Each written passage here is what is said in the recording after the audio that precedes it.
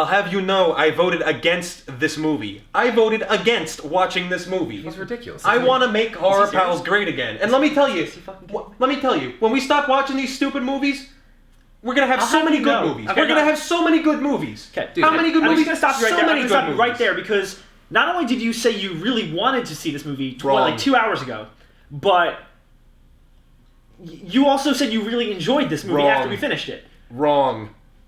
Guys, I am so excited to watch this movie. What's the movie called again? Under the Shadow? Under the Shadow. It's like that Iranian thing. I am so excited. Nominated for an Oscar. No, not nominated. It's suggested for an Oscar. Oh, sorry. Suggested for an Oscar. I vote that we watch Under the Shadow. Okay, I'm down. Yeah, Political metaphor! Ha! What's up, Internet? This is our last review before the end of the fucking world. Yeah! Our first female president or our last president. Either one. What's up? I know we don't try to get political often. But we do. It's impossible. Seriously. At this point, go out and vote for somebody that isn't. Please, just vote. Just vote.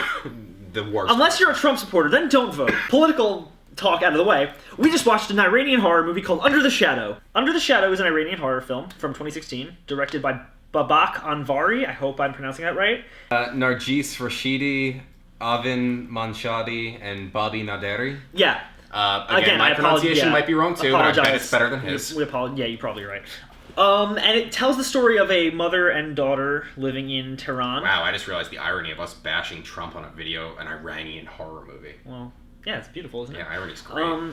So it tells the story of a mother and daughter living in Tehran in Iran in 1988, in the middle of the Iraq-Iran War, when they were bombing the shit out of each other. Ah, Jinx, you owe me a Coke.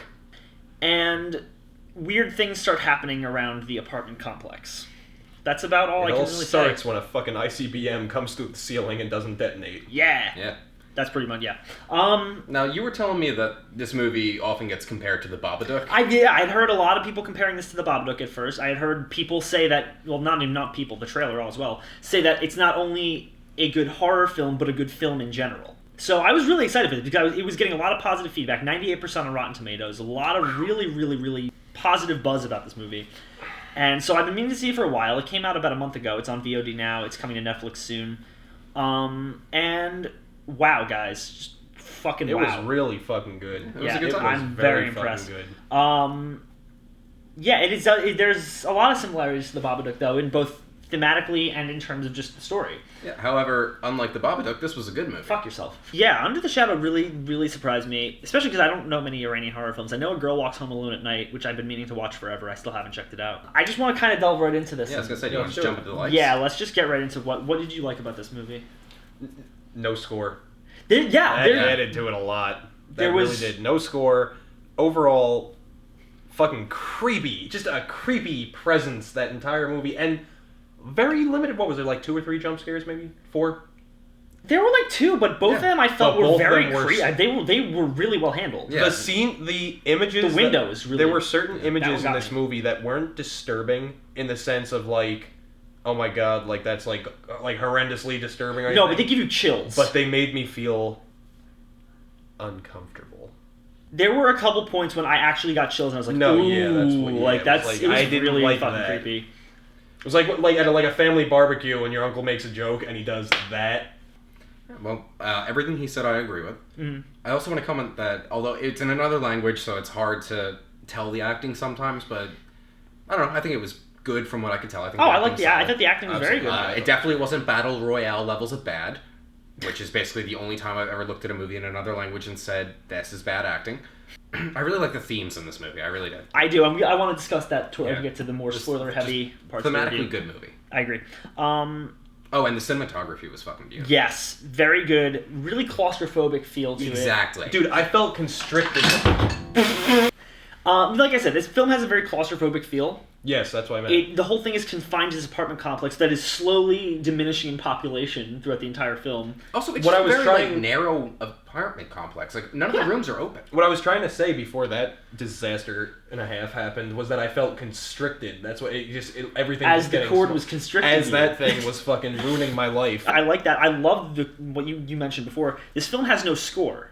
Yes. It's just very Real. ambient. The entire time is just nothing but ambient noise and wind and just the sounds of distant explosions. That's a very clever thing. Wind is a the theme. The only sound that you really hear is the wind. Yeah. And we didn't notice this until about 3/4 in, too. Like, it's not Right. at all It was one of those things I picked up on, like, about half. There's like 20 minutes left toward of the movie. Yeah, about like towards like, oh, the this movie third has no act. I was score. like, I just realized, I'm like, there's no score in this movie at all, and that's fucking awesome. Like, the fact that it took us that long to notice, too. Says Yeah. something. Like, it really Says works. something about us. That's it.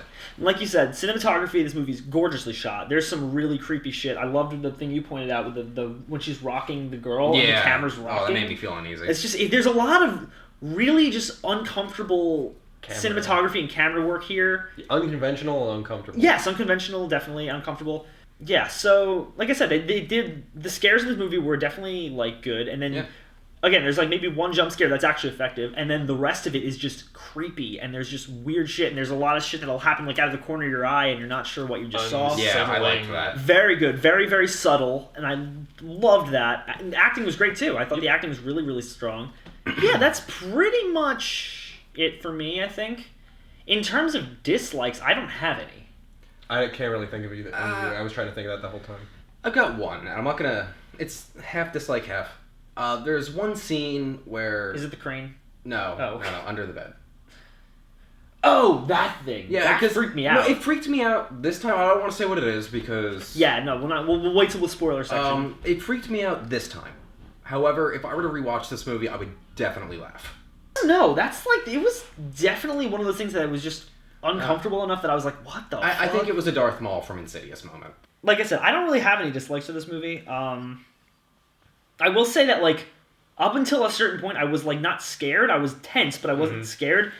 Then you get to about the 3/4 mark, Roughly. I'd say so. and I was, like, at that point, like, chills everywhere. I was like, this was definitely a slow burn. No, It's was. a slow It was burn, but absolutely- it's a it was- very well-made film. And like the trailer said, not just a good horror film, just a good film in general. Yeah, like, even And at the beginning when it wasn't really scary, I'm not I was still surprised intrigued. that this movie is being like suggested for the Academy Awards because it's very well done. So overall, I think I'm gonna rate it before we do spoilers. Yeah, that's probably a a good better idea. Rating wise, I'm gonna say fucking genre masterpiece, dudes. Wow. I thought this was really fucking excellent. I don't really have anything negative to say about it. I think it really just did a really awesome, creepy, tense, just claustrophobic thrill ride, kind of. Fair enough. But also managed to feel really realistic the whole time. I'm going to say it was solid. Definitely something I enjoyed. Definitely something I'd recommend most people to go see. I think a lot of contemporary audiences would get bored by it. I mean, that's true, but the same could be said about The Witch, and we said that Yeah, was but genre masterpiece. but The Witch was better. I'm going to build a wall, and genre masterpieces are going to pay for it. So you're saying must See. All right, that's fair. We got all positive ratings across the board.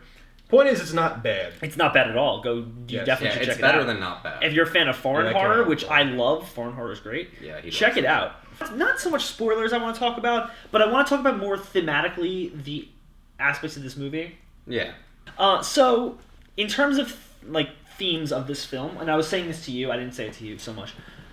I was saying to him though, I felt that the Jin and the overall like theme of this film was the idea of like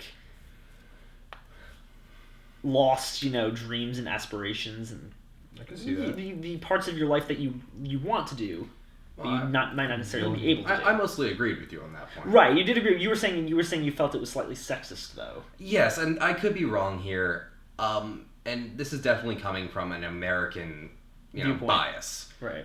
But it almost seemed like this movie, the message at the end was, although you might have lost your dreams, you might not be able to pursue your goals, you should put that energy into focusing on your child. I'm mostly saying that, like, I feel that overall the meaning of, or what they were trying to say with this movie, the metaphor that this film was giving was that, like, while, you may not have been able to fulfill the dream you wanted to fulfill, you still have a very good thing in your life with this child.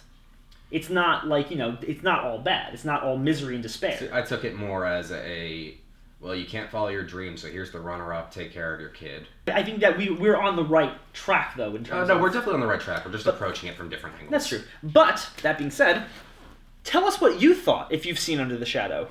You really should watch it. Yeah, you should see it. Most of you. As I said, it's going to be on Netflix soon. It's on VOD. You should check it out. It's really fucking good. It's pretty solid. I feel like if you guys are a fan of anything along those lines that we've discussed, basically, you're going to also if you like indie horror, you'll like this. Indie horror is my shit. But yeah, definitely check it out, guys. Buy it on VHS. Buy it on VHS. Hide it from the authorities. And hide it from the authorities, exactly, because they'll take your VHS player away from you.